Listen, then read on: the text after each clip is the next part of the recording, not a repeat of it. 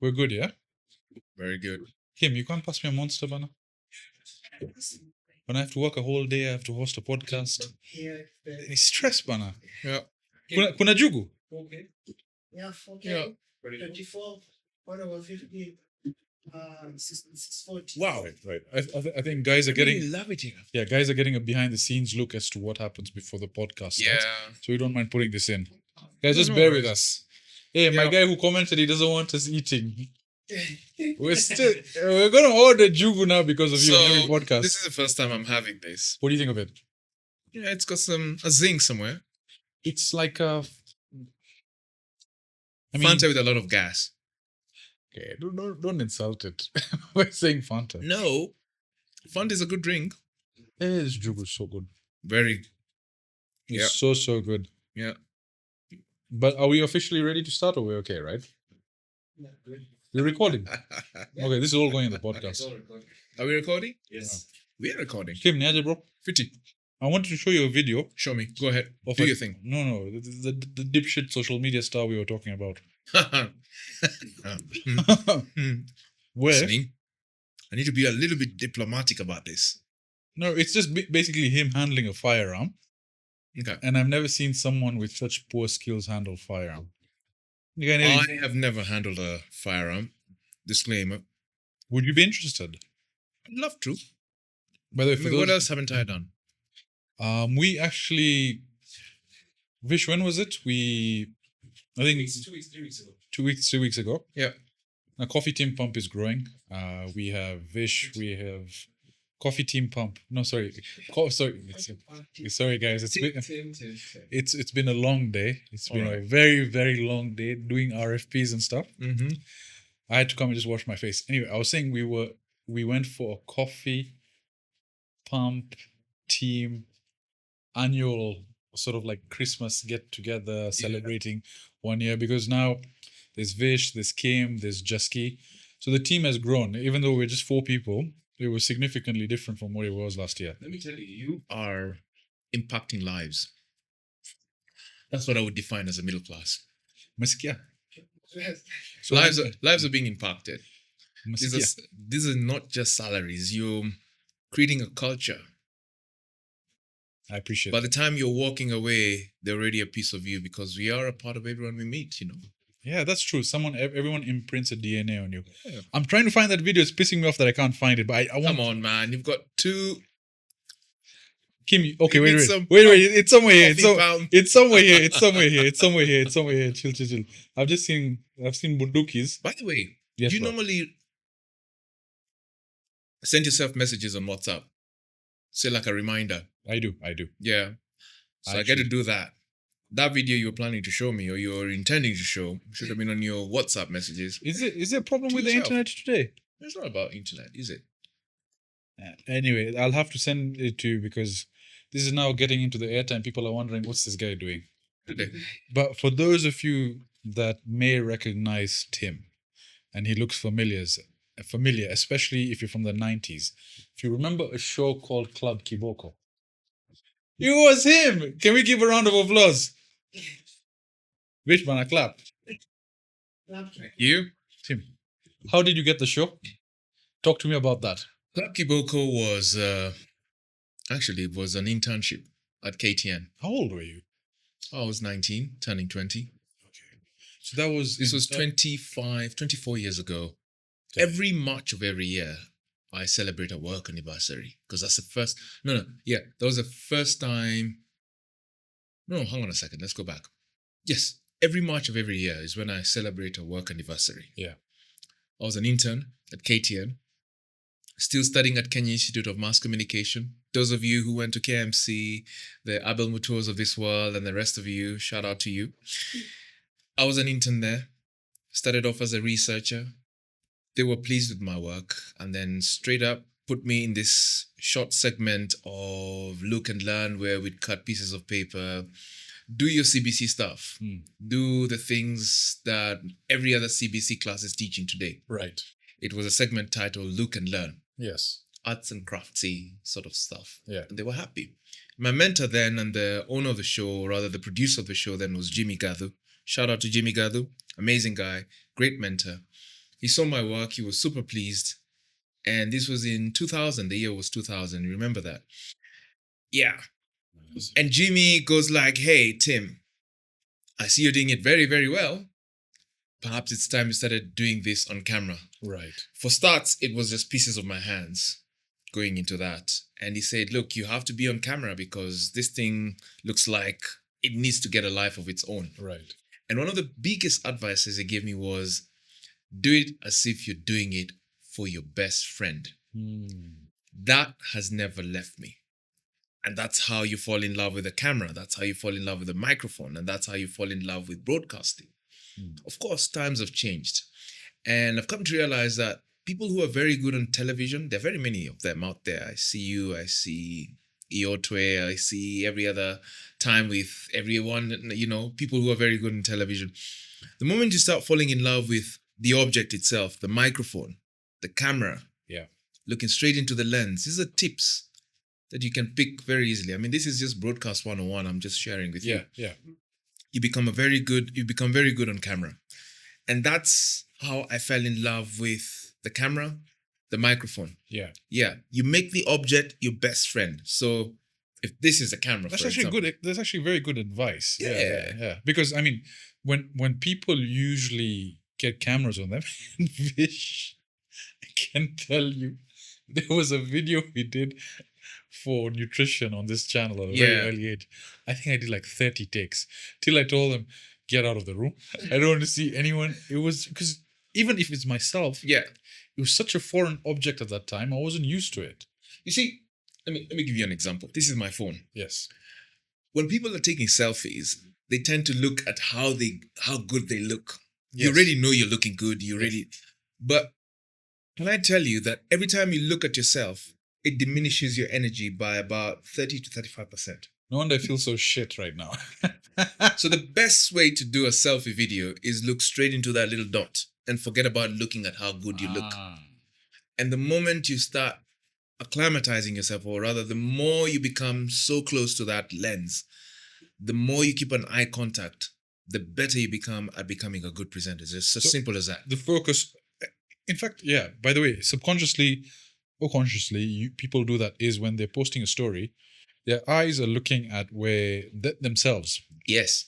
And even when you're vlogging and the flip screen is out, most people are sort of focused on how they look, which then distracts from the object of the conversation. And it's sort of, so if you're focusing on that, okay. And again, it takes time and practice, right? And genuine. And you see, if you don't have a camera, if you don't have a very good phone, you can make any object. And I keep telling people, carry a spoon with you. Yeah. Look at the spoon. Make the spoon your best friend. Keep an eye contact with the spoon. Talk directly into the spoon. Give that spoon a name. Mike, Michael, Jane, Mary, anything. What would you call your spoon, Kim? Ati? I'd call my spoon Salma. Salma's nice. Salma is Kim, a good we're name. waiting for the name. Yeah. Chelsea. Keep him Salma, away from your Kiki, spoons. Salma. Salma will be good with me. Keep him away from your I'll spoons. keep it as Salma. Speak directly into that object. Salma, baby. Yeah, good morning, Salma. How are you doing? How are you doing? And every time you look at the camera, you become genuine. And every time you look straight into the lens, people look and they can tell whether you're telling a lie or not, because everywhere your eyeball goes determines what part of your brain you're using. So, I mean, there's a lot of technical knowledge you had impacted on you when you're doing Club Kiboko, right? Yeah. So I know we stepped forward, but I want to sort of circle back to now your early days. Before you got to Club Kiboko, how were you as a kid? Did you always know you wanted to sort of enter into the media and broadcast industry? Did you want to be in front of a screen? I was a happy child. I was brought up in a very good family setting. Mom and dad are still alive. They still are the Such same. a blessing, eh? It's a massive blessing to have both of them. You know, you get a missed call from this one, you call back. You get a missed call from this one, you call back. That's just an amazing blessing, and bless their heart. I'm so lucky to have my parents. I was raised up by my parents, yes, and I was a very happy child. Yeah. Wasn't born with a silver spoon in my tongue, but yes, they had their lives and they've impacted bits and pieces of their lives on us. So I was born in Italy. Obviously, Yes. at the time it must have been very different. Garissa Lodge. You know where Garissa Lodge is? Yeah, there. Yes. You know, section 1, section 7, there, where Kenya Bus used to be. No one would know where it is. Just, I think a few meters, almost 800 meters, no, 700, 500 meters from this new mall. Right. Yeah. So I was born there. Then after 3 years, we moved to where my parents are right now, which is Buru. We lived there all my life. So I was a happy kid. Went to St. Teresa's Boys, then moved to Shepherd's Junior Primary School. From Shepherd's Junior, went to Kangaroo School, which was now outside of Nairobi. Now, the interesting thing about Shepherd's Junior is where I met people like Jua Kali. Paul Nunda was my classmate. Jokali was in that school. Yeah, he was in Shepherd's Junior. I was index 45, he was index 46. Was he like into rap and hip hop at He that time? was into rap and hip hop. What you're seeing today about Jua Kali is the same Jua Kali that you see. It's the same guy. So nothing artificial. Just Nothing. in the DNA. It was in the DNA. He loved rap. So let me ask you, there's some of these famous Kenyan rappers that have American accents but went to local schools. And do you think that need again? I'm being a bitch right now, but I ran into this rapper and the guy's like, "Yeah, what's up, man? How you doing? Yeah, what's good?" And then this guy was telling me this Jama was from Kitengela.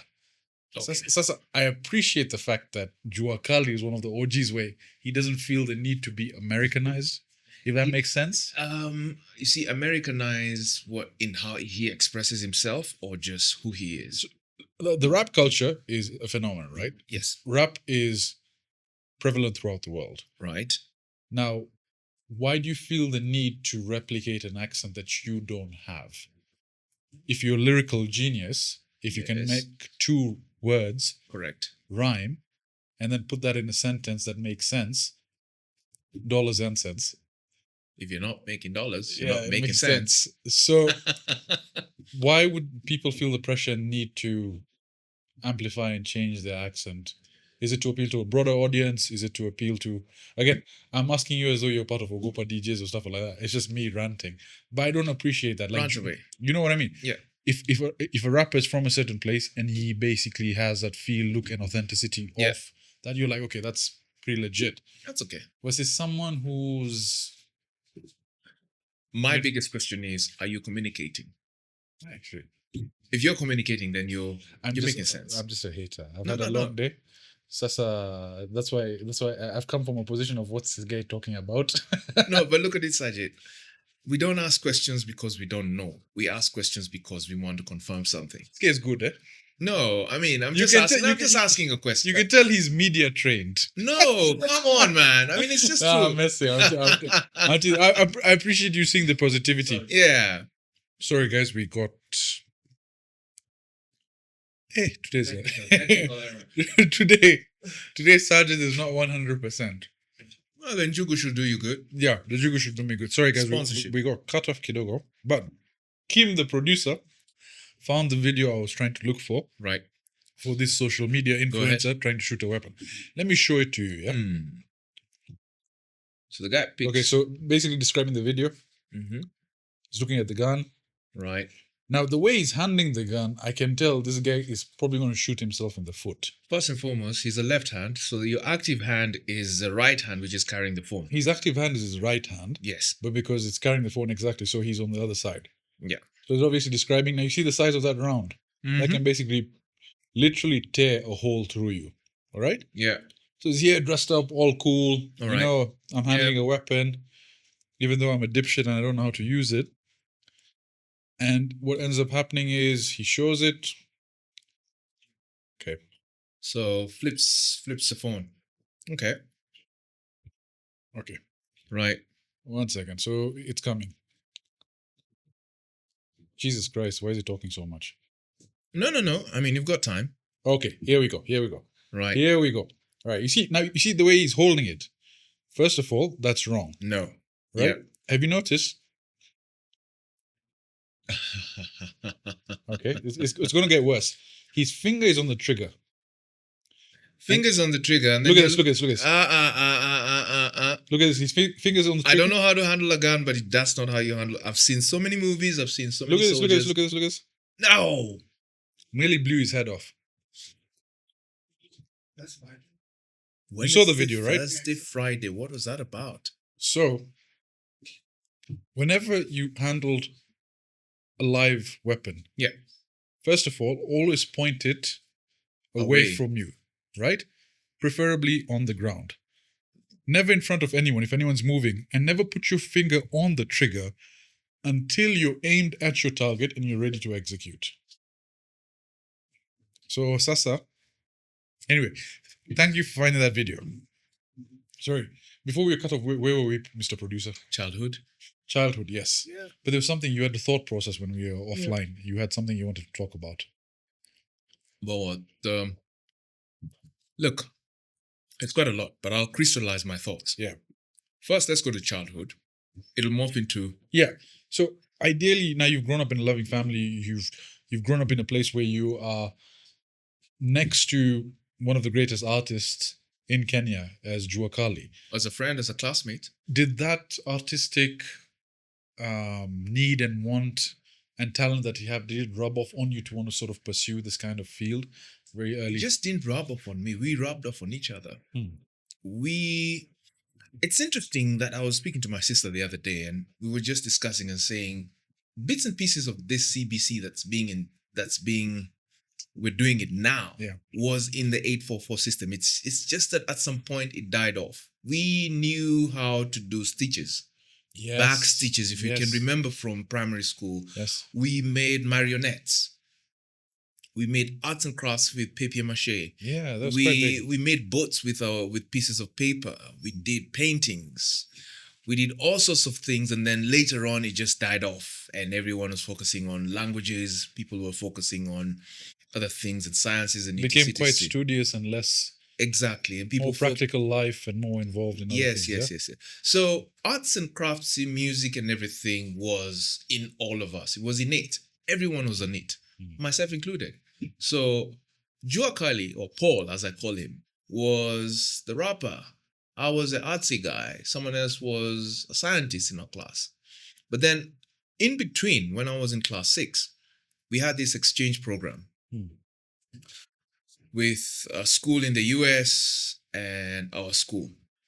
So we went for an exchange program, and out of merit, they just picked me out of we were 25 kids who hopped on that flight from Nairobi to Washington, D.C. Are you kidding me? And that was my first time getting inside an aircraft. How old were you? I was 12 years of age. And a 12-year-old, everyone's getting a visa except me, I wish there's some EE going on. Is that this? There's like a... What's going on? Can you... Is it me? This was like a key. Did you hear that? Maybe the chair. It's my chair. Oh, it's your chair. Yes. Yeah. Greece's seat. Oh. Greece's seat. Utachapa na Kiboko by the guy who was on Club Kiboko. We're talking rhymes. No. Is it this chair? Yeah. Okay. No, it's not my chair. It's your chair. Can you move? It's someone's chair. Me being envious of a 12-year-old who has a US visa and I don't. But yeah, Washington DC at 12. Washington DC. Talk to me about that program. What was that whole program about? The exchange student, like, how long were you there I wouldn't for? know the details of it, but the thing is that our headmistress then, Mrs. Mwangi of Shepherd's Junior School, had a relationship with, you know how you have friends in the US back then, and then now you're thinking of, hey, why don't we just make our school have some sort of a reputation? And we're going to send some students from Nairobi, and the ones from the States are going to come to Kenya, and we're going to have an exchange program. Bro, that's so dope. I wasn't top of the class. But I was just that cool kid. There was something about you that they said you need to go and represent Yes, us. which was merit. And I remember. Can I tell you something? Yes. Do you remember teacher Ian? No, do you remember Judge Ian? Yes. Judge Ian of Tasker Project. Yes. That was my class 4 teacher. What? Yes. That was my class 4 teacher. That was my English teacher. Do the math. Because your vernacular, the way you speak, the way you put your thoughts together, it's very, very simple. By the way, we'll talk about Eric later. But every other time. Very, very similar points as well. So okay, it makes sense that you were able to articulate so well. But how was your experience being in the US? Was that your first time? First time. And was how in long the- were you there for? We were there for a month or so. Bro, Month. seriously? Yeah. And like they were providing you with accommodation and everything. No, I mean, yes, of course. I stayed at my host's place. We stayed there for a month, staying with a friend. We stayed in Washington D.C. I remember it was if you Google Clinton Avenue, it's near the Andrews Air Force Base, where Trump or whoever president was. No, there was no. There was an American president at that At the time. time. Yeah, Yeah, 2000s was Bush, right? 1992. Fuck. 1992 is yes, shit. Yeah, I'm there thinking- must have been either Ronald Reagan or something. Beleni ya Bush producer alikuwa nani? I wasn't born. Ona sasa. You see, Jamie and Joe Rogan would not tell Joe Rogan I wasn't born. He would Google But let's do the who- math. I'm just yes, joking. who is the Yeah. American president 1992. in 1992. Sorry, you're not born. Pole. Oh dear. Yeah, it was George H.W. Bush Sr. Senior. Yeah. What about Ronald Reagan? Ronald Reagan presidency. Oh, Bamba, it was a Bush. No, this is No, that was 1992. senior. This is 1992. 1992 was George Bush. Ronald Reagan presidency. Yeah. So he was from 1981 to 1989. 89. Yeah, Okay. about 3 years. Okay, so you So I went remember- during the Bush administration. Bush Senior. Bush senior administration. And 30 days you spent in the States. 30 days in the States, 30 days within Washington D.C. We were near the Andrews Air Force Base. We went around Pennsylvania, Colorado. We did road trips all around. Did you basically experience what it's like to have because I'm assuming it was an exchange program, so whatever Yeah. they had on a day-to-day basis for school Yeah. curriculums, you went through that? Yes, the American life. How was that American curriculum like? Was it very compared to the Kenyan system? It's what we're having right now. Hmm. Yeah. Kenya is about 15. No. Kenya is about 15, 20 years, light years behind in terms of just how education is being administered in so many ways. Although we are catching up, international schools have tried, Yeah. but then not yet. Okay. Yeah. Okay. So then ultimately, you're there. You have that experience. When you come back, does it imprint that? A lot. Are you a changed person? Are you a changed like? Yes. What are you feeling now when you come back? I'm in my formative years. I'm 12 years of age at that yeah, time. because I Yes. can imagine it's like you go from this small city Yeah, go ahead. Mhm. and then you get to this place where it's larger than life. It's Hollywood-esque. It's a sensory experience. You're absorbing everything and anything. First and foremost, you're in an aircraft where there was a smoking area, smoking zone. So the back seats were reserved for people who For smoked. smoke. I remember Yes, that. Yeah. yes, In the yes, early yes, 90s yes. when I used to fly with Mzee. Mhm. Mzee was a smoker. Tulikuwa tunakaa nyuma. Yeah, so people would smoke inside aircrafts back then. They would serve. They were not very, very keen in like distinguishing which food. I mean, food was for everyone. So you'd get marinated chicken that was marinated in wine or something, or cooked with wine. So by the time you're crossing the pond on the other side past the Pacific, you're having this high feeling and you don't know what being drunk is all about. You've not had alcohol, but something's just happening to you that you took a long nap and you're wondering, where did the 8 hours go to? Beer battered chicken wings or something. like There you that. Yeah, and this is British Airways. You're flying the jumbo jet, the 747. Bro. We were in the era where we saw the Concorde takeoff and landing. I mean, the Concorde was landing in Nairobi at some point. That was the crazy thing is Yeah. I've been seeing a lot more on TikTok about how the Concorde in today's day and age Mhm. would work. Because there are people who can afford it. Yes. Time is money. Yeah. Multimillionaires everywhere. People would use it, man. That thing would get you from London to the US Across the pond in sub 5 hours. 5 hours good, 4.5, 5. Yeah. And Yeah. I mean, at that speed, With the luxury. current keep in mind, you've got current technology, AI. It's not being operated by 4 people Yeah. because in the flight deck back then, you'd have the first officer, the captain, and 2 engineers at the back. Imagine if we had in Jumbo Jet Concorde. Eric would get us to Mombasa in what, 5 minutes? Yeah, because true. No, not 5, about 6 or 7. Because from Nanyuki to Nairobi is about 4 minutes on these fighter jets from these Kenyan fighter jets. Yeah. Yeah, Just 4 minutes. it's just Imagine about that. 4 minutes. Eric, so I mean, look, make some moves, please. think about it this way: you're on a Jamhuri Day parade. This policemen are going, and then now the announcer goes like, "Oh yeah, I'm Tukufu Rice. Now we're just about to expel." Well, this guy is just zipping up his, his jet suits, hopping on the next plane, and in 4 minutes he's going to be like, "Phew." Yeah, and the president is like, "Yeah, sure." By the way, that's speaking of that. There's this. I'm not sure if you're into aliens and all that. Let's go. I watched X-Men. I watched the X-Files. I know. Eric is a huge UFO nut, but they're describing this propulsion technology because normally everything is combustion, where it's basically you heat something and there's sort of a push and then it goes. Right. Propulsion or sort of gravitational energy forces, it just moves. There's a whole scientific principle. Again, don't quote me on this. Right. But it just moves on its own accord and it can Correct. move very, very weirdly. So it's like the Tic Tac UFO, and the speeds at which it goes are incredibly insane. Right. So if that technology, apparently, which already exists, if Yeah. we were to be here in commercial flights, you could literally, and so think about it, from ground to about 30,000 feet in sub 1 second. So Yani, you'd be going places that quick, and apparently it's very efficient use of technology as well. That's like just pulling a rubber band and releasing. But maybe the aviation industry is too large, there's too much money invested, there's so much at stake for them to introduce this new technology. Again, there's all conspiracy theories out there. But think about it this way. What I'm saying, or what we're saying today, might not be the truth tomorrow. So in another 20, 30, 40 years from now, or even 50 when we're not around, this would just be a reality.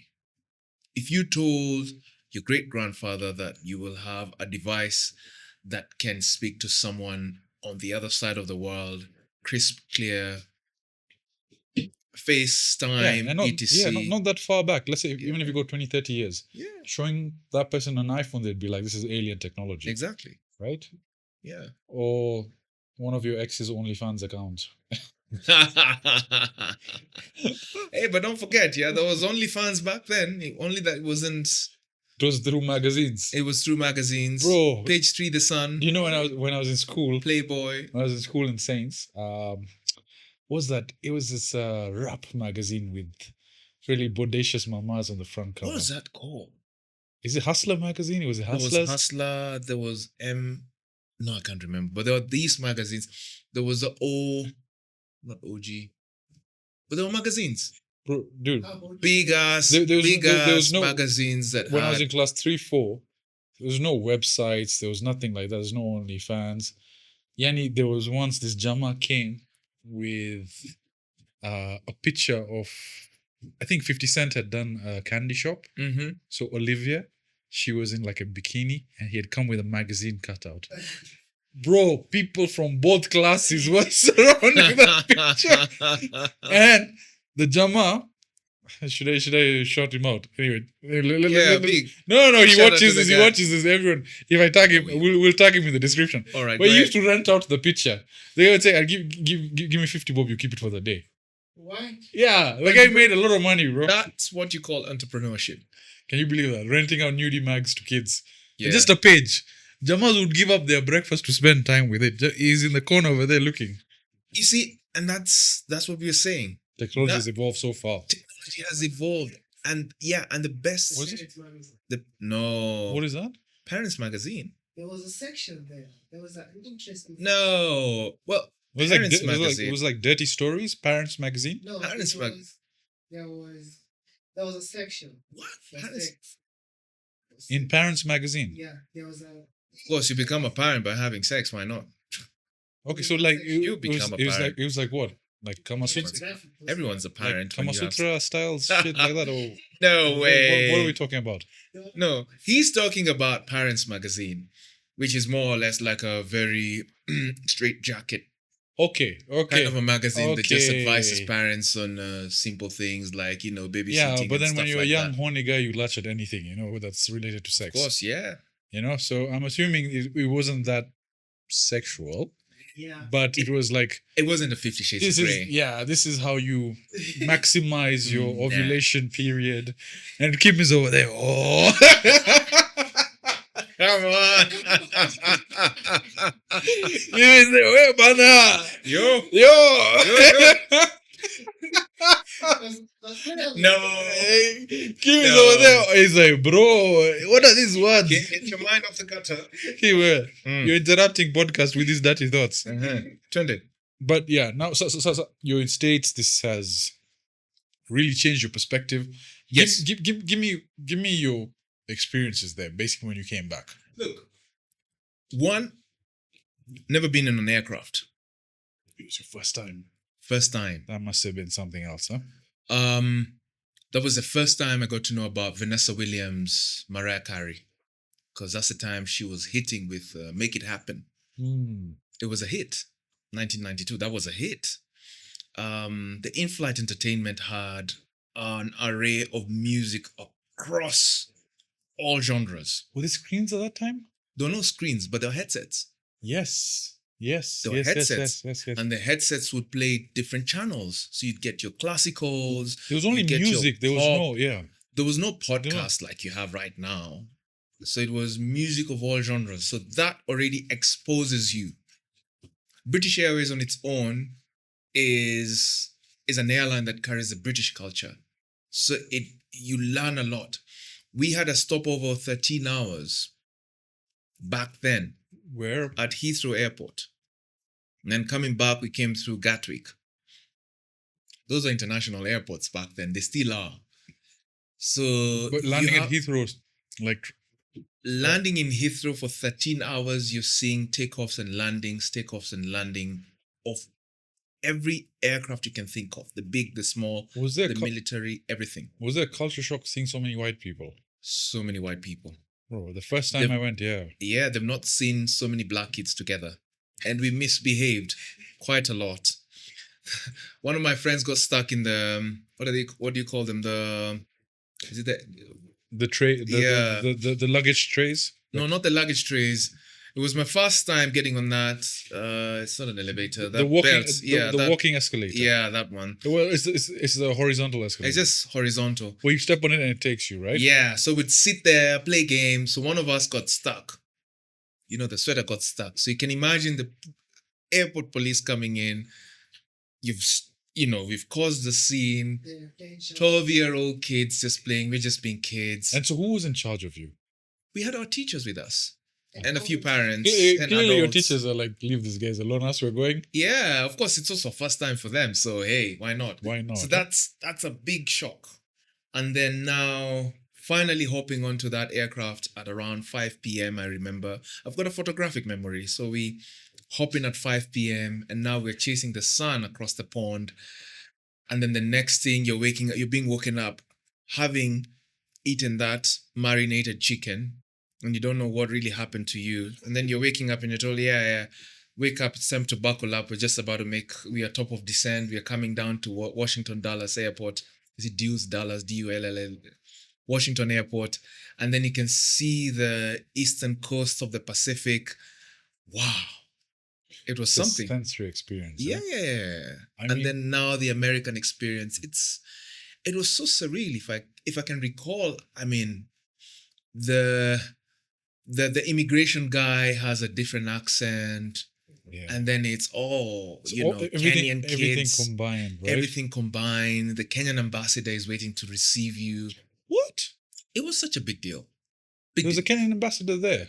Yeah. Okay, that's I mean, Kenya, I think the US, I don't know how it works nowadays, but then the Kenyan ambassador, the Kenyan ambassador would reside in Washington, D.C. and not even in New York. But still, the fact that he showed up just to meet you and welcome you, Yes. that's quite big, especially for It's very people who've big. never traveled. Yeah. I remember as a youth, the excitement I would have just to fly. And this, So we exciting. were flying economy, you know. That's okay. It was something I would look forward to. There was so much excitement. Nowadays, bro, when I need to fly, I'm just like, Yeah. Is there like a time machine? Is there like a teleporting machine that I can just get into? Well, I'm different. You like flying? Oh yeah. Come on. Look at this guy. He just hit me. He's a pilot. So of course he likes flying. No shit. It's like, pole guys, it's been a long day. Leo kulikuwa na RFP tulikuwa tunamaliza. Hey, stress tu. Twende kazi. Tuende kazi. Have your shot of Monster. Njiru. But anyway, I like the flow. Keep going. Yeah, I mean, So, asking a pilot whether he likes flying. So, yeah. So now you're back home. You've gone through. You've seen All that. Now we were at high school. You've left high school. You've entered. You've studied media, right? Before we get to media, Yeah. that trip had a huge impact. Yeah. Because that's where I fell in love with flying. That's when it occurred to me that, not even just occurred, it got imprinted. I got the bug that I want to become a pilot. Yeah. And that was it. Started chasing. It became a dream every day. Where we live, where my parents stay, is on a flight path to this very day. We are we're on the flight path for the military aircrafts. So you We see aircrafts every single day. We hear aircrafts. Our home in Embu, because I come from Embu, is on a flight path. You guy, aircrafts. So I really wanted to become a pilot. So it became a dream. Whenever you hear the engine, you're like, yeah, I want to be on that seat. Okay. So then from that, obviously it's instilled in you. It's something that you want to pursue. You did you go on to do piloting at a much later age or early age? How? No, aviation happened just a couple of years ago. Right. I mean, so Not more than 4, just which is couple of years, which is in fact the conversation we had. It happened recently for you, Yeah. which is quite recent. So you end up studying media. yes, Okay. was a fallback plan. Yeah. Media was a fallback plan. Remember earlier on I told you that I had a happy childhood. I was a guy who would walk in and just run my mouth. And adults around me would think, no, you're just being too loud in the room. You know, I'd get reprimanded for being a cheeky boy. I'd get, caned because I made a silly joke. I was a loud boy. Then they made me a prefect in high school. Just to tame this cheeky, noisy boy, naughty boy. And I still wanted that. I got the grades. No, I didn't. But I had a fallback plan. Went to media school, Kenyan Institute of Mass Communication. So it's because of grades that you couldn't go and pursue. Yes. Really? So Yes. within aviation, there's a very high At grade. that point, at that time, there was a cutoff. Okay. Now there still is, but It's a bit more lenient. it's more lenient because, look, it could just be another day that you didn't get a B plus or an A Yeah. because you're sitting for that exam on day one, just once. If we gave you another chance, you probably do it better. Correct. Yes. Correct. And it happens. Exams tend to give us they tend to shake us up a little bit. I mean, people would get saved.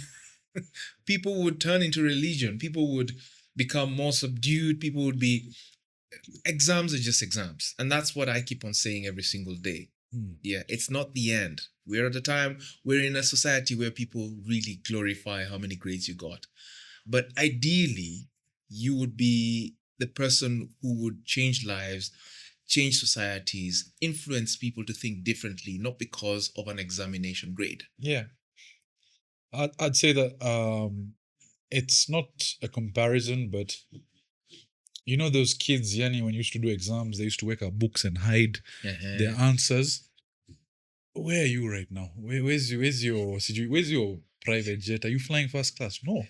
So why were you a dick then? Saying, no, I can't let you copy. You see, the education I remember system, you. Yeah, you see, the education system is meant to be a collaborative culture. Yeah. If I'm smarter in a certain path, I should be able to enlighten that. I should be able to imprint that on you and you the same. If you're the perfect thug, I'm the guy with a getaway car. So we need to collaborate and make this deal. Yeah, so, So you- education is meant to be like that. So you end up doing media. End up doing media. Whilst doing that, Club Kiboko happens. Club How long was the tenure of that? For Club Kiboko? Yeah, how long did you do it Club for? Kiboko happened in 2000 till around 2004. Then, well, I'd already broken my voice. Moved from Club Kiboko, then went to the art scene. Pioneers of the show. There's an arts show, which was a 5-minute production. At that point, the TV station had just started. KTN had already started the Swahili bulletin at 7 o'clock. And in between the 7 o'clock and the next program, which was a live episode, it had Zain Verji, it had a lady called Kathleen Openda, and it was a political talk show called the Third Opinion. Now moving from the news set to the next set needed a breather, like a commercial break. And you can't put commercials for more than 5 minutes. They needed a filler. And that filler was called Art Stop. Which Yes. This was in the evening news, right? Yes, This after was the 7 o'clock 7 o'clock. news. Yes. So every Thursday at 7 o'clock, they would put a 5-minute filler. And that filler was called the Art Stop. It moved from the Art Stop to Art Scene. That's where I started. You never find that stuff on the internet. Is it not there? Sorry. No, you wouldn't. You not get it. But I'm planning to bring that one back because I've got footage of all that content. You don't have it, the Art Stop? No. So they would have a 5-minute segment that had art.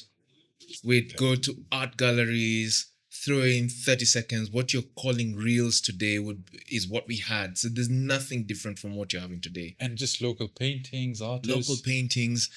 And you see, that became very easy for me because I'd been exposed to that. My high school, my primary school exposed me to that. Not necessarily in an international school, but I did music in high school. I did art in primary school. So it was very easy for me to morph into that and start appreciating art and artistic expressions. So we did stories, short stories. And I remember my classmate, Paul Joakali, in one of those art stops, comment on me, Timo Bana, niko na ubeste yangu. I need you to just feature him on the show. Yeah. So we go to the carnival, carried my TV crew, and then the TV crew. How big was the crew in the back? The crew was a cameraman, a sound man, and I had with a boom mic. With a boom mic, and you have a driver. You're like 5 of you. We'd be all lumped up in a double cabin pickup, and we went to the carnival. And this time they had a talent show. And this guy was on stage and he was rapping, and he had white all over the place. He had a white vest and he had white shorts and he was rapping. Bam, boom, boom. I'm about to throw a surprise here. So Paul is like, that's my boy, Bana. Joakali is like, Mazule ni boy wangu. Make sure umemweka kwa TV. I'm like, okay, cool. So I record the next art scene then. The next show on Thursday, because people would gather around like a fire spot to watch this show. The next thing, I'm putting this guy for a clean 3 minutes, and 3 minutes is a lot. This guy in a white vest, I know there's suspense here. I know you want to know who it is. So this guy is rapping. And the following week, he got signed up. Guess who this musician was? To which Ogopa DJs? Then which song did he sing? What was his debut song? So the guy was like, Machali leo hamta lala. La la la di la da di da da. Why does that sound so familiar? That was Hubert Nakitare, also known as No Nini. No Nini, really? No Nini, that was his first song. He became a hit. Caliph Records got him. He was just everything. And you see, Paul came from California, initially. He had Caliph Records. Caliph Records signed up No Nini. He was massive. Clemo just got the guy, big. And that was it. And the next week, No Nini, Habo. Yeah. Shout out to Habo. Calls us. He's like, we're filming that same music video in a go down along Mombasa Road. So they put all this, So I went for a behind the scenes, and that was his hit song. Machali leo hamta lala, da di da di da da da da da. That's so insane. Yeah. But in fact, that brings back so many memories. Yeah. I remember going to school every morning and being on the radio and listening to Kiss FM and just being engulfed with Kenyan music, Kenyan hip-hop. Capital FM was also... Capital FM 98.4 yes, was one of them as well. And at the time we had I mean, just let's look at Issa. Let's look at Nonini. Let's look Issa at was just the other day. before that. There was, 2006, 2005. really? Huh? Yeah. I mean, No, so that- 2006, 2000. Yeah, 2006 was Issa. when did I? No. It was much before, bro. Was it? Yeah, because I finished high school in 2009. Issa was 2005. He was much before that. He was in when I was in class 4, so I think he was 98, 99, 2000. No. Yes, bro. No. 98. Where was I in 98? I hadn't started No, working. 98 I was at class 1. There you go. So Issa Yeah. was 2005, 2006. Because I Right, crossed right, over to Nation TV. But if you remember during that period, Yeah. there was about a 5 to 10 year period where Kenyan music just went through the roof. Like It there were so many bands that made single hits. Remember Kleptomaniacs? There was Kleptomaniacs. Which one is Unbogable came out. That during was Giddy time. Giddy Maji Giddy Giddy Maji. Maji. I saw them all. No, Saw them all. and like it was something that we would use radio because we didn't have MP3 players at that time. They came We up did. much later. Yeah. So radio. No, Kamula was just the other day. Kamula was 20. Why you rubbing such? No, Kamula was 10 years later. 2015, 2016, 2012, 2011. Yeah. That was Kamula. I'm trying to remember which year that was. Unbogable was 2007, 2008. No. It was when Kibaki was coming to power, 2002. So I mean, there was. I think it was 2000s. I'm trying to get the exact date. 2000, 2000, we were crossing over from the older generation, the ones who were there before us, into now who we were. So like, then. like you had the Isas, you had the Namelesses. Issa Nameless Wahoo, 2005. you remember Wahoo? Yeah.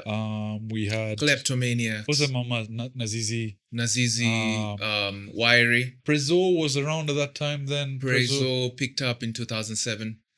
But you know the thing Yeah. is the music culture here.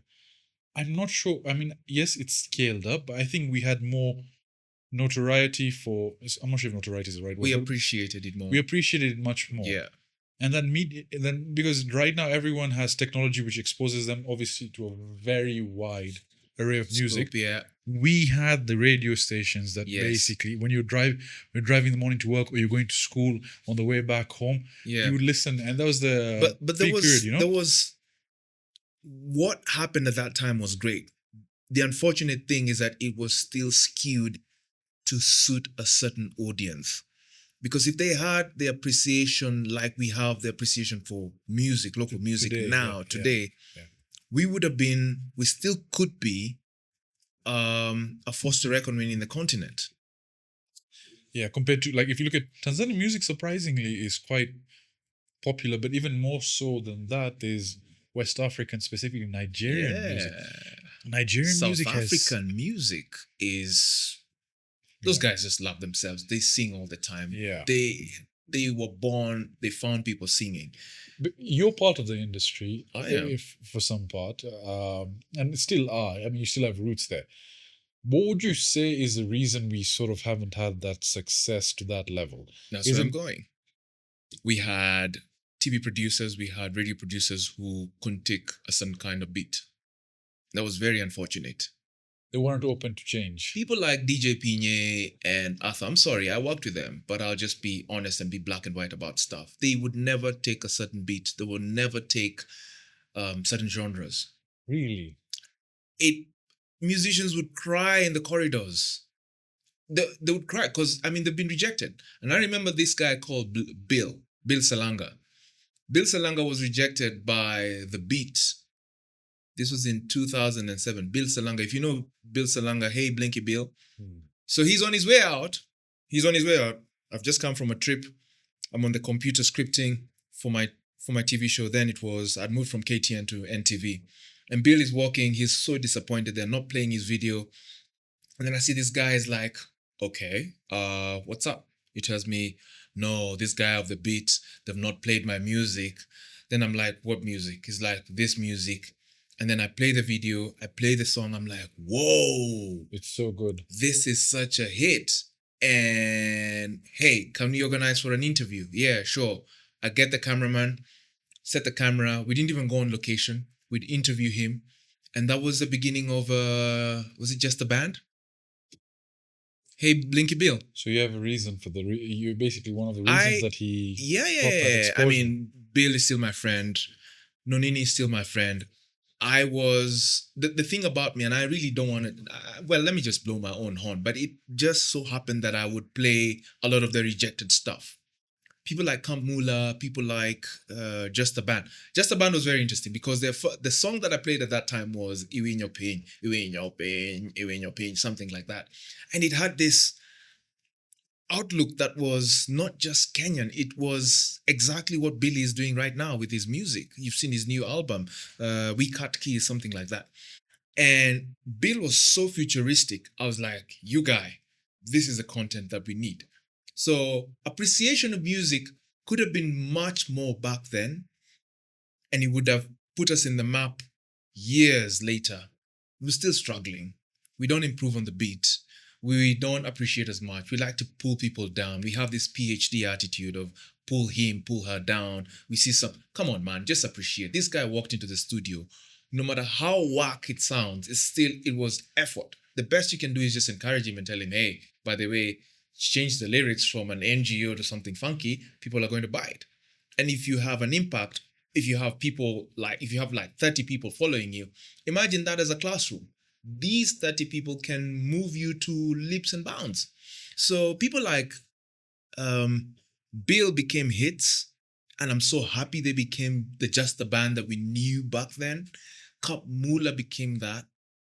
And I'm so happy when I see them grow in leaps and bounds. I see all sorts of artistic expressions, painters, the Tabitha Wathukus, there's Tom Ogonga, visual artists. There's so much. So the scene as a whole, from what I'm gathering early on, I could take maybe there was not much money to be made, and so the people who had the money flowing to them wanted to keep it towards them and not sort of divide it amongst many. Yeah. Because of the risk of not having it rewarded to them. Yes. Right. So again, because I guess the industry was small, right? Yes. And then also the thing about exposure does a lot. When you by exposure, I mean an environment. This is a guy who was exposed at a very early age in 1992. Yeah. I mean, I started listening to world music at a very early age.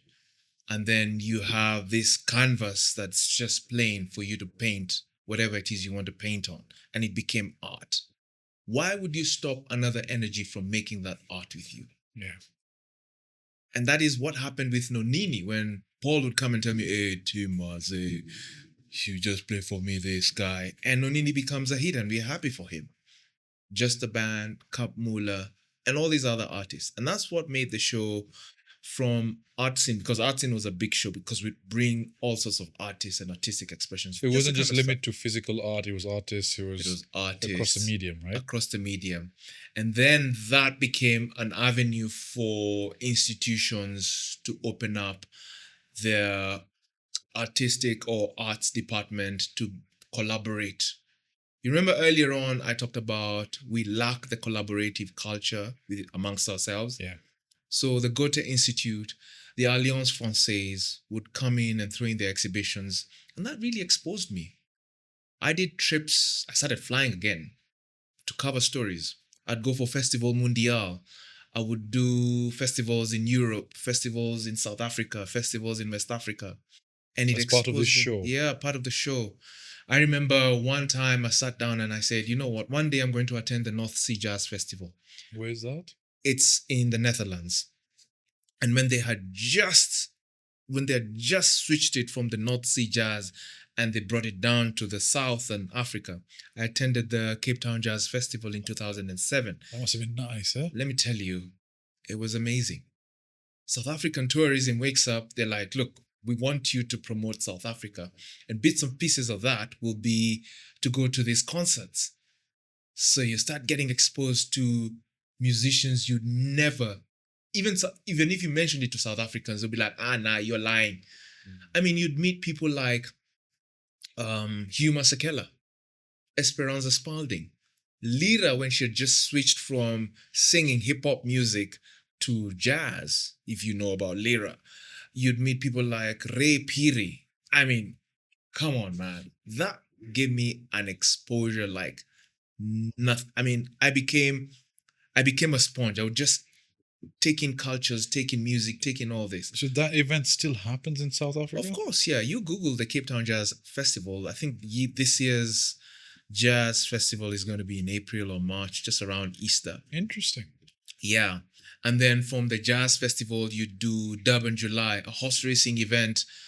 I mean, there's the second largest horse racing event in the continent. Boss, this gives you an insight as to how cultures operate across the world. That's something you'd carry with you. These are memories I still cherish to this very day. I mean, I can imagine, because that's such exposure for you. Yeah. It widens your palette and taste of music and appreciation Everything. of what humanity's peak potential is when it comes to art, right? Yeah. And it brings us back to the question you asked earlier on. So how was your childhood? Look, I wasn't born with a silver spoon in my tongue, no. But with this kind of exposure, it made me appreciate the small and the big. Yeah. It's when you start realizing, hey, there's more value to be added rather than what goes into the pocket. Yeah. When you have good friends, they expose you to little and the small things. I had friends who taught me how to drink. So drinking responsibly became part of me. You're not saying drinking is bad, but I'm just saying, look. Yeah. So it exposed me to all that. And that's ultimately what you want to impart on folks, is that don't be a one-trick pony, right? No. Life is so colorful. There's so many experiences out there. There's so many people out there. Yeah. There's so much you can learn. There's so much. From art to business side to religion to poetry, spiritual. Just never say no. Try things. You know, the thing is, you have that hesitation to go to a blues festival. And the first time I heard blues was in Wales when I'd gone to university. Yeah. And I didn't know what blues was at the time, you know? So it was a reincarnation of B.B. King's, basically replaying his songs, right? And sort of, and the Welsh, I guess, I'd say they're very talented. Celtic, yeah. So sort of culture, something of that sort. And I was like, no, you know, I don't want to go. I'm not into blues. What is blues? I prefer rap. I prefer this. I went there and I was incredibly blown away. There you go. I was so surprised that ever since then, I've actually just been a blues fan. Good and stuff. by the way, one of the best blues artists. You may not agree with me, but aside from B.B. King and John Lee Hooker and all the standard ones, I'd say one of the best best guitarists that I know is John Mayer. I'm not sure if you're familiar with his music. I do. I know the pop side gets a lot of love and a lot of hate from men saying, no, he just sings romantic songs. But try and listen to one of John Mayer's live albums. He is so good. I think he is a guitar player that just happens to be a singer, rather than a singer who's a guitar player. If you put him head to head, not even head to head, because they don't compare, but he has a bit of bits and pieces of Eric Clapton on him. I was 2 minutes away from just saying that Eric Clapton and him are quite similar, right? Similar.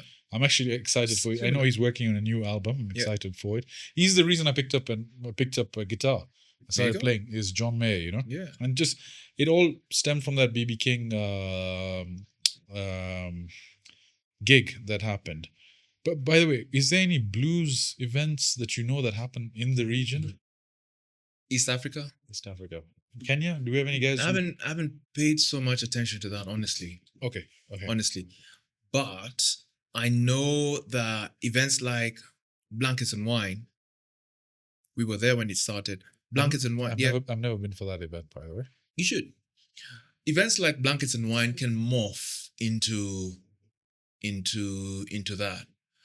I know the Safaricom Jazz would bring in different genres, you know, and fuse it into their jazz genre, which is not a bad thing. But you can imagine Safaricom Jazz, when Bob Collymore was around, was such a big thing. But think about Safaricom Jazz 3 days, Friday, Saturday, and Sunday, as a festival. So you'd incorporate blues, you'd incorporate jazz, You'd incorporate a bit of hip hop. Yeah. And you see, events like Blankets and Wine will be the perfect canvas Correct. for that. Have a 2-day event, bring in some of your greatest hits, have 2 or 3 stages, Yeah. 2 like acts, big acts.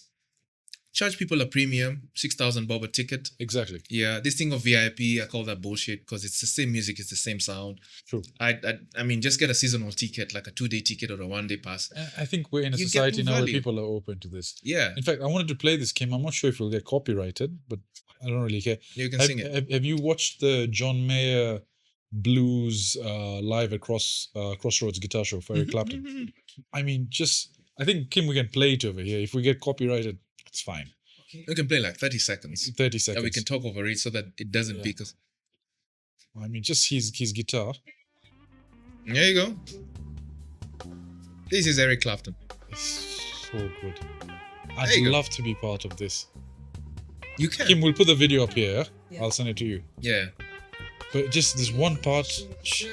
When She's gone. There you go. That's live music. Oh, and she's. So you know when he.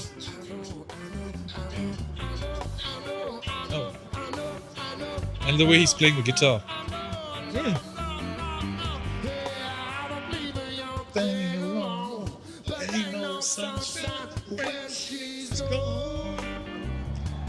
Then he slows down. How sick is that? These were days you'd go to concerts and no one would carry their phone just to film. I mean, you're just there. It's a festival in summer and you can. For people that hate on John Mayer, I would suggest you genuinely take a look at him. His songs are very well written, Yeah. but man, he's got some way with that guitar. He can make it sing. And speaking of guitar, I should introduce you, and I'm sure you know, another guitarist, African. Jimmy Ludlu does it for me. I mean, I've heard that name pop up. I was told yeah. to. So He's been to Kenya, by the way. I heard his name through someone who recommended me Blues Boys. West African, or is it Congo-based blues jazz blues bands, Mm. and his name popped up as well. I've not checked him out, but I heard he's very Yeah. good. Jimmy Ludlu, Mozambican, who identifies as a South African, but he plays a lot of. Jimmy Ludlu is everything. That. Oh wow, yeah. Mozambique, yeah. No, just say Jimmy Ludlu. GJIMMY DLU DLU. Ludlu. Another guitarist would be Slilo Selota. We'll check these guys out. Yeah, Slilo Selota. Oh, he's South African jazz guitarist. yeah. Huh? Okay. But with Mozambican roots. Another one is Slilo Selota. Man, Really good, huh? yo, this guy plays, and you see, these are memories you're collecting as you're taking these memories, filming them, putting them on TV, and people would love these TV shows. How many episodes do you guys do? We do 1 episode a week. So, So, I've done in a year. I mean, you do 52 episodes. Okay, so So you were have- traveling even for some of them, right? Yes, I would travel and we'd put shows in the can, and the show would have like 3 to 5 episodes, 3 to 5 stories, or about 3 minutes each. This is what you'd call a reel right now. So it was. So you were something. doing reels before reels were even a thing. Reels before reels, stories before stories, promos. What you're calling reels are promos, and we would Promos before homos. Oh, no, sorry. homos, not Homos. homos. Oh, sorry. We might have to bleep that out. Bleep bleep. So you've had, obviously, you grew in that career. I grew in that career. Media was something that you thrived in. You developed I did. networks. You developed your taste as a person. Yes. How did aviation come back into the fold? You see, every time I'd go for these trips, my heart would still go to the flight deck. I'd fall in love with the stewardesses. I would hit on the stewardesses if I wanted to. I mean, I No would wonder wants to always. become a pilot. Look at this guy. Yeah, That's I mean, I was the guy. It's who nothing would- about flying a plane. It's stewardesses too. Oh, yeah, that too. Emirates, eh? Oh, yo, we're getting there. I've had some stories anyway. Ah. We'll talk after. Ah. So, I mean, I was a guy, my heart was still in aviation. Yeah. Yeah. So I mean, how did you decide now to did you abandon that side of the career, the media side, and then focus on aviation fully? Sort of what The transition was smooth. Yeah. Well, I wouldn't call it smooth, but there had to be a transition. One thing had to, let's not say die, because I even have my camera in the car. Yeah. Like, I carry the camera with me. So we can't say that media has died. It hasn't died. It's still there. It's still there. It's You're still, still part passionate of me. about it. I'm still passionate. It's what puts food on the table. Right. And so what's your day job right now? My day job, I'm a videographer.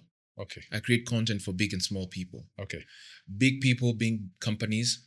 Small people will be people like myself. Well, I'm not small. I'm very big I see myself as a big person. Yeah. If I'm But sharing like knowledge, then up I'm and big. coming channels like podcasts, this and that. Podcasts. Okay. Yeah. You want a 30 seconds reel, man. I'll just do it. You do that. Yeah. Let's exchange friendship with a reel. Let me teach you how to do this. Right. Let me impart some knowledge. At the same time, though, you were now practicing aviation. Yes. And so talk to me about that. Like, how did you get now your foot into So it? at some And point, when that realization happened. yeah. So at some point, media wasn't paying, wasn't putting anything on the table. There was a huge transition, and some of us were caught flat-footed. When they moved from analog to digital, it sucked. It sucked, and it was about time. The Uberification of the world, right? Yes. At that time, YouTube wasn't YouTube, and those that caught the bug picked up very, very quickly, and those are the people who have made the printed money from YouTube, and they became influencers of that time. Did I pick it up? No. Reason why I didn't pick it up is because I was going through a personal transition as well. So there was a lot going on. Yeah. And my eyes were not focused on those things. When you have a personal thing going on, my friend, certain things just don't align. Yeah. But then it's good that things and tragedies and ETCs do happen, that now you get your north back and you get back on track. And when I got back on track, that's when I realized, hang on a second, I have this huge container with very little containers inside that I can fill it up with memories, I can fill it up with experiences, I can fill it up with life. And part of which I needed to fill up was this huge part of the container that had aviation. And that's what I chose to pursue. So media is still there. Yeah, it's not gone anywhere. It's not gone anywhere. So did you start with your PPL? That's what it's called? PPL, private pilot license, is where you start. At Wilson, At right? Wilson Airport. 40 hours training. 40 hours of training. Yeah. Get your first solo, which is, you take your aircraft for the first time. You did that? Did that. How was that experience? My friend, you don't have the instructor, so the aircraft's lighter. Whoa. And then you're pinching yourself, and then the hand is on the yoke like, wait, what the fuck am I doing? I am in this aircraft all by myself. You see how you're smiling talking about it. You wasn't smiling like that when you was talking about Nini and all this. No, so but clearly it's the right place. No, it's so vivid, man. I'm here flying, and then you're on the radios. We wear headsets so that you can hear the air traffic controller speaking to you. And I'm like, wait a minute. Okay, so no one's going to take off for land until I land. How special am I, man? So you do a circuit. It's about 20 minutes or so. And you do the circuit. It's around Wilson, no? Yeah, it's around Wilson, because you take off on that runway that cuts into the bypass. And then you go all the way to Galleria. And if there's any traffic, you're extended on the other side. So I go all the way to Galleria, then come back as a circuit. I'm in this slow aircraft, a Cessna 152, and I'm just looking at myself. It's pretty light because my instructor was a heavy guy, not as buffed as you are. But then I'm like, wait a minute, I'm flying this aircraft all by myself. It's a solo flight, my friend. Ask any pilot in the world, whether they're 60, 70, 80 years of age, once a pilot, always a pilot. When was your first solo? And I think the icebreaker when you meet a pilot would be that. Any girl who's hitting on a pilot, any guy who's hitting on a pilot, the first question you should be asking that pilot is, tell me about your solo flight. You will see the beam on their face. What time of the day was it? It was 10 o'clock in the morning. Okay. Winds are calm.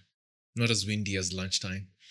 So winds are calm. You're flying. The windsock is just, in the right direction. Whoa. And then you're coming to land on the runway that's right next to Langata Road. Yes. No, not next to Langata Road. That's I've seen the planes come in. This is past Carnival, yeah. Yeah, so you're coming to land and you can see these little aircrafts are doing. They're just lining up, waiting for you to land. Yeah. And then you make the landing. And everyone on the radio, the first person to congratulate you is the air traffic controller. Tells you Bravo Zulu Kilo BZK, because that was my aircraft. 5 Yankee. So when you see 5 Yankee, 5Y, that's a Kenyan registered aircraft. Okay. And then the BZK, Bravo Zulu Kilo, was the aircraft that was assigned to me. So my assigned aircraft was 5 Yankee, Bravo Zulu Kilo. And the air traffic controller is telling you, 5 Yankee, Bravo Zulu Kilo, congratulations on your solo. And then everyone else is just jamming on your radios telling you, congratulations, congratulations, congratulations. Such a good feeling. Yeah? It is such a great feeling. And the moment I vacated the active runway, you've got all the time in the world. Take your time on it's the only time you get to do this. So you vacate active runway and everyone's waiting for you. The marshaller is just telling you to, how they tell you, come, and then, stop the aircraft. You come out and your instructor is so proud of you that, well, I gave him my car keys that if I don't come back alive, you can have my car. And I'm like, give me my car keys, man. And you're there trying to balance tears because this is all you've always wanted to do. And then this is it. Bro, that must have... The way you're talking about it is just so passionate. Yeah. And then you've got this... you've been sweating at the back. Yeah. And everyone's waiting to give you showers of affection. So that's now what... I mean, it's so symbolic. Yeah, it's like a rite of passage. It's a rite of passage. So you're washed. And that now has become a rite of passage for aviators across the world. First, the inaugural flight, the last flight, you get the water salute. So that was just the initial. So I know once I get my first commercial flight, flying passengers, I'm sure at some point the airline at that time will get a fire salute. It is so traditional. Showers of affection. It is amazing. Best feeling ever. Props, man. Respect. That's really good. Yep. Thank you. So you've done that. How far along are you? And are you now going to private? No, private. Wait, what's the difference? There's private and commercial. Commercial. So you're done with private. I'm done with private, but you need a certain amount of hours to get to commercial, and that's what I'm pursuing currently. Okay, how many hours do you have? 40 hours? 40 hours. Then you build on that. Yeah. So once you get your private pilot license, you now cross over to commercial license, and commercial license means you get so many solo hours, means getting your cross countries, flying from here to Amboseli and back, from here to Magadi and back, Arusha, places. It's just crossing the country, crisscrossing the country all by yourself. Sometimes it can be boring. Sometimes it can be good. But the beauty about it is that the sky is always new every day. Hence my hashtag, New Sky. New Sky. Every time you look at the sky is always different. Every time you wake up with a problem, it becomes solved somehow towards the end of the day because the sky is always new. You see new things, new people, meeting Kim, meeting Vish, the people behind the scenes. It's always a new sky. It's a new experience. No 2 days are alike. It is so amazing being alive, and flying has done that for me. But why I'm doing flying is because of what happened yesterday. I created memories. Concerts like this you're talking about. People get into aircrafts for so many reasons. We fly because we want to go for concerts. You're flying to meet your loved ones. You're flying to create a life. You're flying to bury a loved one. You're flying for whatever reasons, business or pleasure. These are memories that happened yesterday. So you're the medium of these experiences. So I'm the guy who's just going to grab the push to talk and say, good morning, ladies and gentlemen. Welcome aboard this flight. Hey. You suddenly chose to fly with us. That's dope. Yep. Thank you for flying with us. We're definitely faster than a bus. On this G5. Yeah, private jet. Private jet. Sajid Kim, CoffeePump team. We're now heading on this private G5. And we'll be crossing over to the other altitude in a couple of minutes from now and blah, blah, blah, blah, blah. Kindly ask the ladies to put back all the clothes on. Snakes on plane. So, So these are memories. Yeah, I want. exactly. I agree Yeah. with you. It's the way you put it. It's actually It's true. memories. It's memories. Yeah. Now you're gonna do the commercial aspect as well. I'm going for it. I'm going for the 9 years. Is that in South Africa? Crossing over to South Africa. You're right. Now we spoke about that. Maybe you could. Yeah. So once you're done here, what's the plan? The plan here is to get everything stamped, get my logbook stamped, get everything verified, then cross over, go to JSF, go to Johannesburg. How long are you planning on spending in South Africa? Now, the thing about flying is determination and money.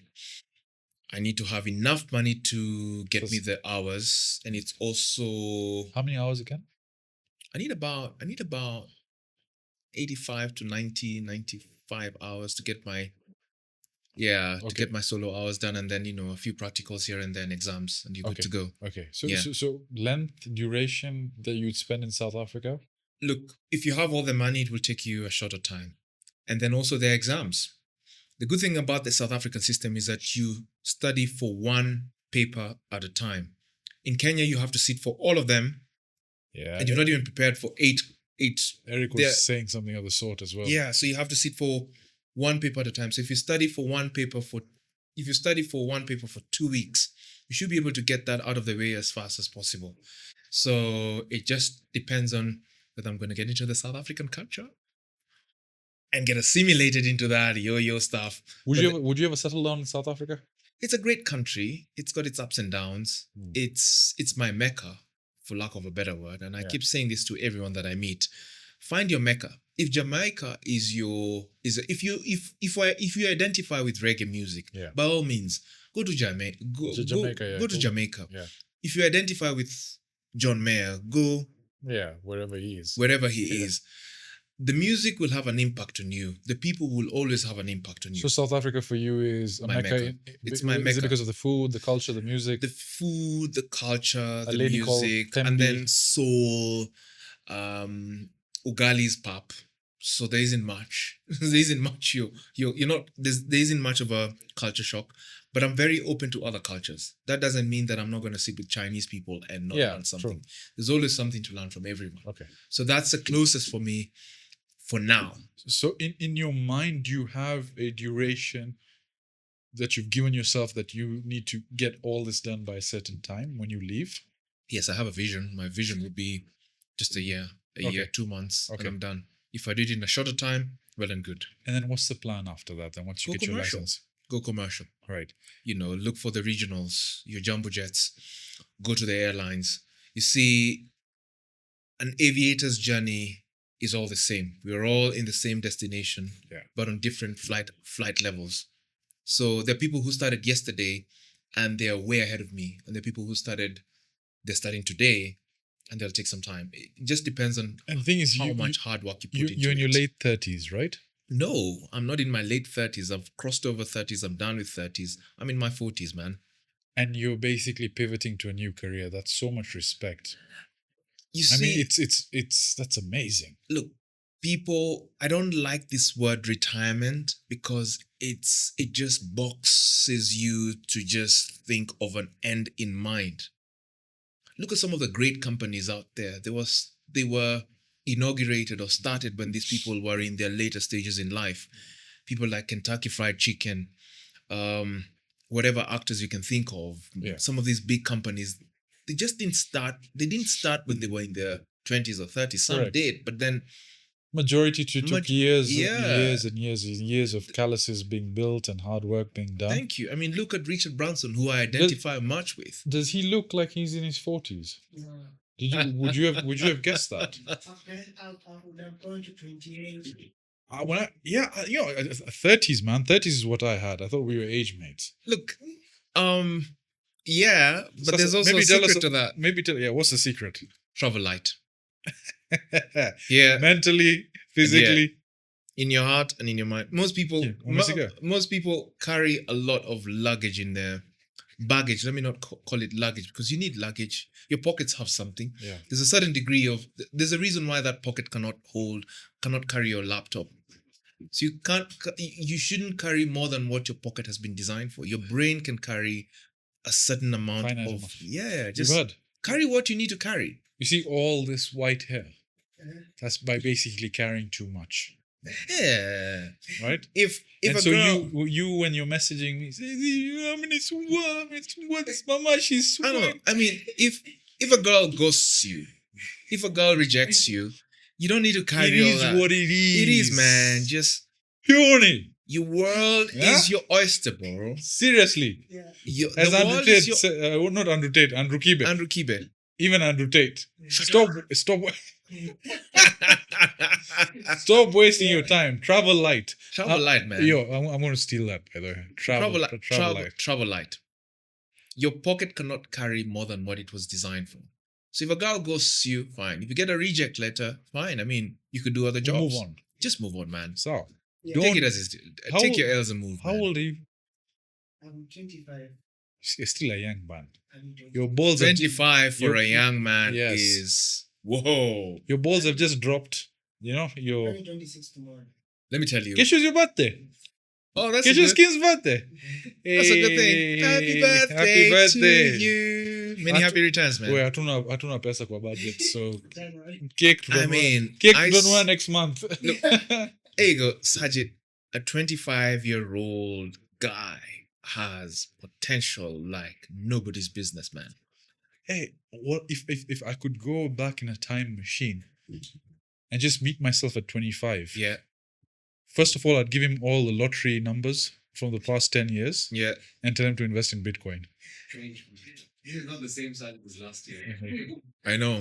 Yo, imagine that. Tell him these are all the lucky numbers. Go and bet on this and then put $1 million in Bitcoin in 2011. If I met my 25, by the way, I bought my first car when I was 24. Imported. And I went through What was the first car? shit that is causing this young guy in trouble. My first car was a Toyota Levin manual. You didn't go to Kai Karo, yeah? No, I went through another version of Kai and Caro, and I ended up paying extra. I just got Cont, but eventually I got my car, and it was just a back and forth. It's sad that Cairo is going through what he's going through. It's just bits and pieces of growing up. Yeah, I think Unfortunately, the he just needs problem to with- carry his own yeah. cross. with Kai is he's so big right now. Yeah. I think maybe they want to make an example of him. I think there's more to it than what's being told. There's nothing new under the sun. What he's going through is exactly what I mean. When I was buying my first car, I was going through what the other side of Kai and Cairo was. I was a client. So from your perspective, you're like, fuck that guy. What's he doing? Fuck that Yeah, guy, exactly. call the cops on him, that Yeah, kind of stuff. yeah. But then also there are various ways of taking down this mosquito in the room, or the fly buzzing in the ointment. I think those guys just were too hard on him. And also the fact that Cairo has got so many admirers and haters alike. Yeah, exactly. You'd expect this to be amplified, but this is no new news in this environment. People get conned every single day, but I'm not normalizing that. It shouldn't be like that. I don't like the way the It cop shouldn't was be. talking to him. You saw the video, right? I saw the video. I felt that was a bit like, Yeah. I mean, come on. Yeah, I mean, It's not like the guy's murdered anyone. he didn't, and he presented himself. I'm not being on his side. Yeah. This guy needs to carry his own cross. I don't even know what the story is. Like, what is the story? So the story is, from what I'm learning through the interwebs, is this guy was given cash. Go get me a Range Rover. And so he wasn't able to deliver the Range Rover on time, or maybe there was a discrepancy. No, it's actually It was a Volkswagen. it's about a Volvo. So Volvo? He done something on a Volvo. Okay. He took the papers, took the car. He apparently took money from someone else. Yeah. Listen, the car was not from him. So the car is not paid for. So those guys who had the tractor on the car, they came and took the car.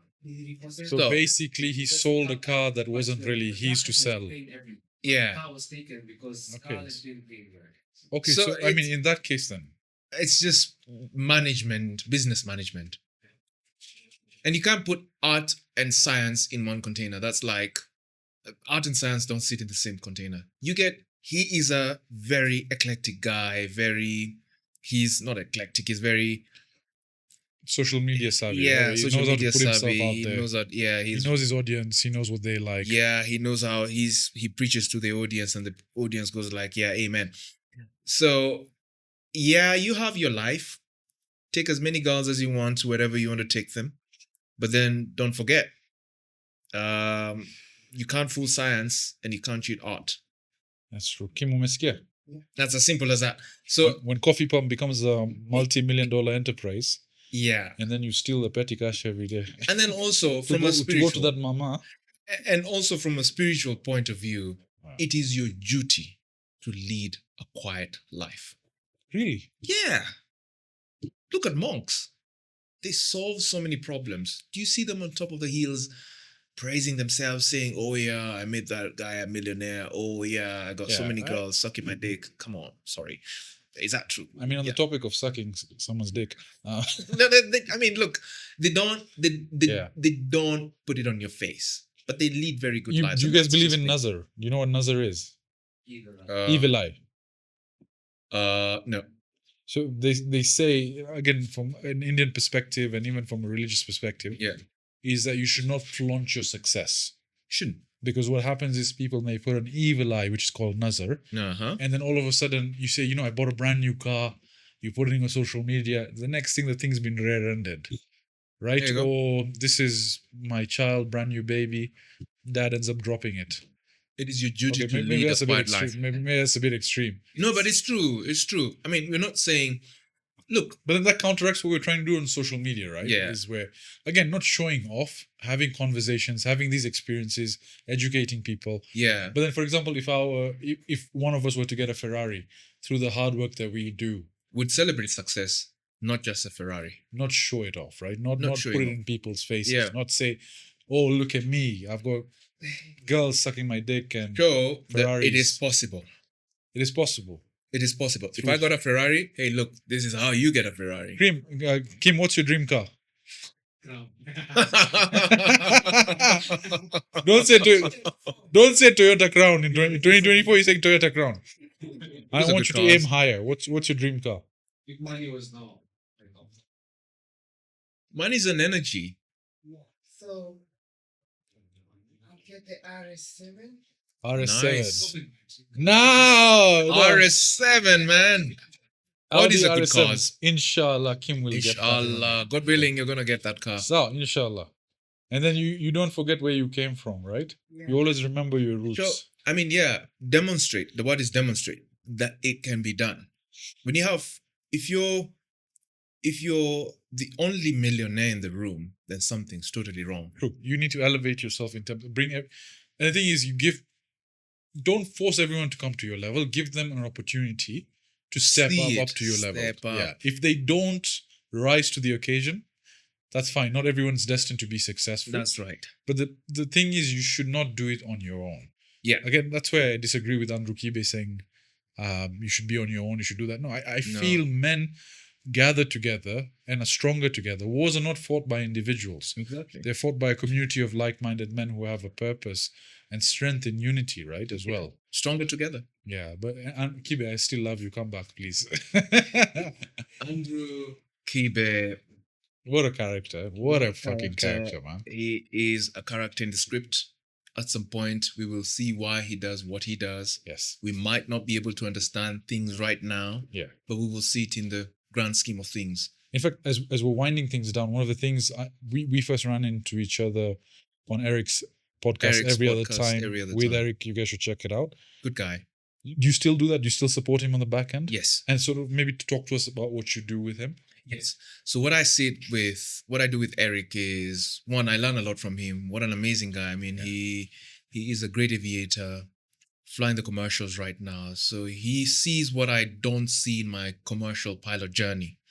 And then I see what he might not see in his podcast. But then again, being the old school of thought, it becomes a bit of a challenge because transitioning from old media to new medium, Yeah. which is, it has morphed into something so phenomenal, Yeah. is something that I also learned from him. And podcast has been a great platform for me to learn new things.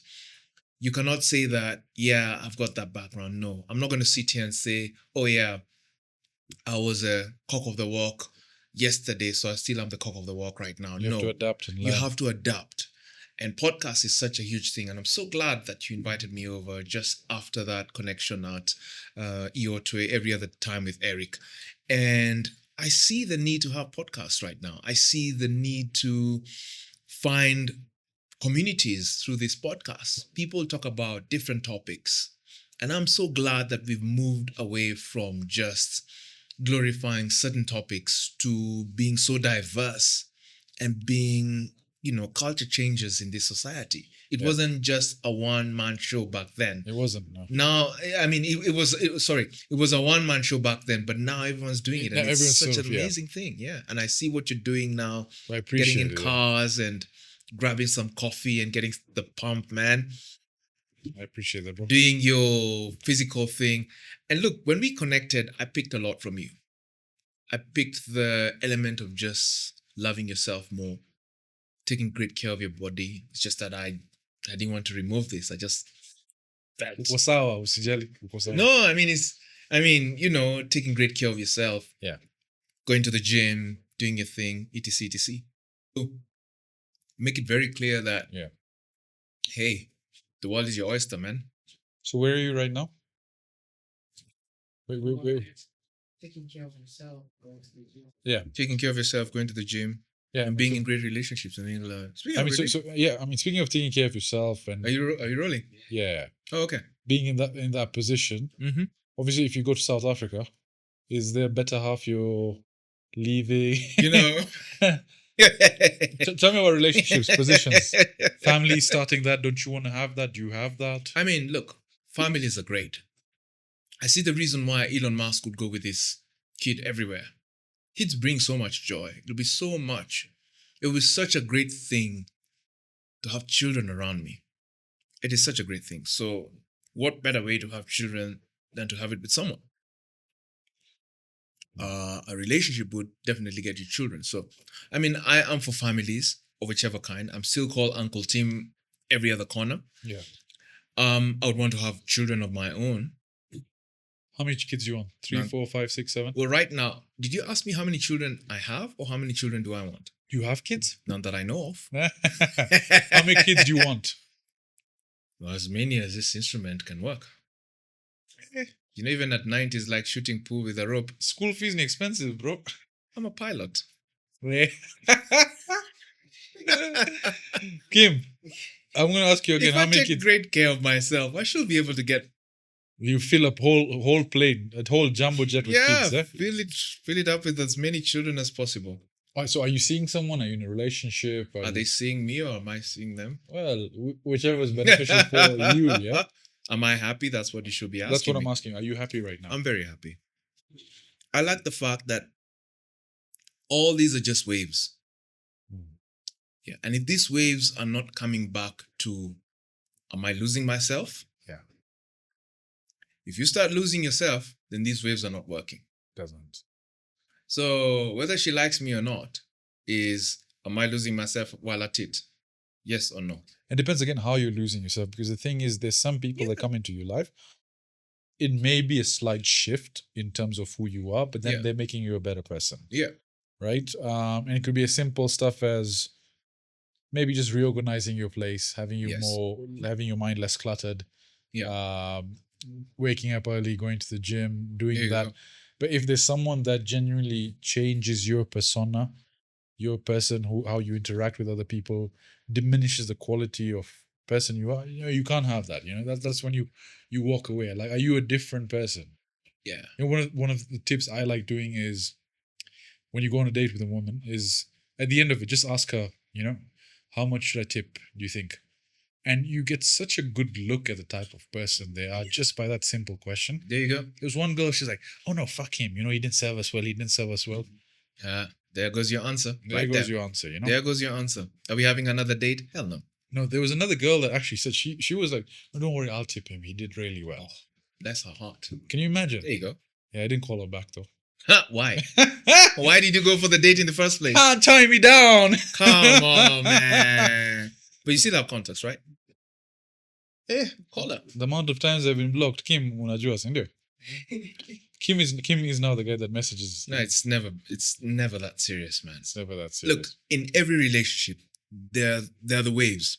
And I'll reiterate, if these waves are deterring you from finding your purpose as a man, then you're not meant to be that wave. It's simple. Find the person that improves you. Find the person that doesn't alter you. Find That- the person. And that person, sorry to cut you, that person could be yourself.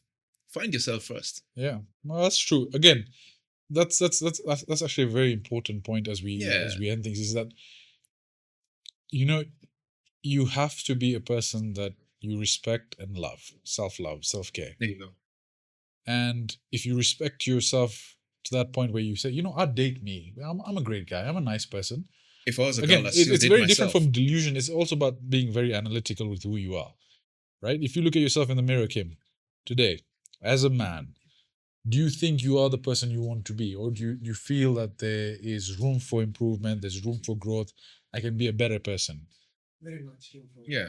Right. So you see, the thing is, you Yeah. always strive to be excellent. You always strive to be that person, your hero. Yeah. You'll never be him, but you're improving and you're continuously moving towards being better and better each day. Yes. And that's when I think, again, don't go out looking. Don't go out saying, I want to date. You don't be desperate.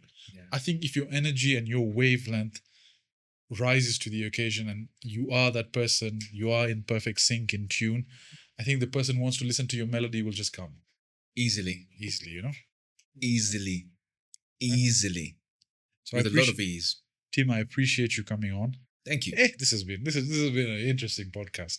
I love these kind of conversations. It's with different characters, it's with different people who've done so much. You've got a lot going on for you. I genuinely wish you all the best. Thank you. If people want to get in touch with you, where can they reach out? I'm on every other social media, not every other. I'm not on OnlyFans, sorry. No, fuck. come on, shut up. No, I'm not. I know. That's the one we wanted, man. Sorry. Shit. Pole, Kim, pole. Team Njiru and everything. Okay. Um, we'll tag every single social media link here. Yeah. Except the OnlyFans. OnlyFans, sorry, I'm not on it. Maybe ukienda South Africa, it's a tough time. Utafungua OnlyFans. You know, one of my friends was telling me, Tim, now in that accent, I'll try put the accent. It's South African accent. Yeah, she's like, hey, Tim, you know South African girls, ne? These ones, they're going to make you not even get your commercial license. If you're planning to come to South Africa, please, you better bring your doggy That's a back good with you. accent. I was like, yo, ho, ho. Yeah, but yeah, different times, different seasons, It is, different it is. occasions. Hopefully, the next time we do this again, in fact, Vish, you know how we did Midnight Coffee Run? Can we do it on a plane? Why not? Yes, we can. It's possible. Bro, Yeah, imagine no, it's possible. Imagine that podcast on a plane. Why not? We can. I could rent a plane here and we do it. What's the cost to rent a plane? Now it's about $200 an hour. Okay, that's fine. And now it's good. We We'll could make do a it- cross country. No, we do 2 hours. Even better. Can we negotiate pricing? Yes, you can. Can you carry one? No, we're Okay. not going to Japan. We're not going to Can you Mombasa. carry the 3 of us and you? We can set up cameras. It's Yeah. easy. I mean, look. we look can't set it. Plane doesn't have a bonnet, yeah. So we can't. No, you see how these guys film on aircrafts, like how Cairo does it. Caliph Cairo does it. It's what most aviation vloggers do. Get a 360 camera. You take a nice recorder on the headphones, and it's very easy. You just need one camera, maybe one at the back, and that's it. We'll And so figure you that can, out. yeah, we'll figure it out. And the 360 camera gives you like a 360 view.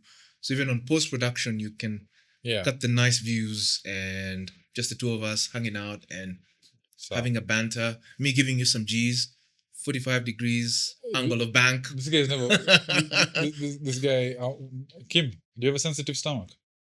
Sensitive? Stomach. Yeah.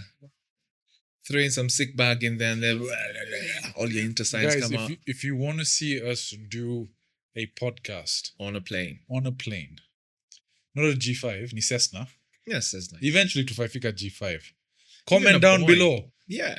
Midnight Coffee Run, Wilson Airport version. We could do a daylight. That's Yeah. going to be a long comment. Just comment, please go. Just comment Airmen version. Nice one, man. Tim, I appreciate it, brother. Cheers. Thank you. Guys, Thank you for bringing me here. this has been an episode of Coffee Pump. Shall we clap for Kim? Kim, happy Kim, birthday. happy birthday.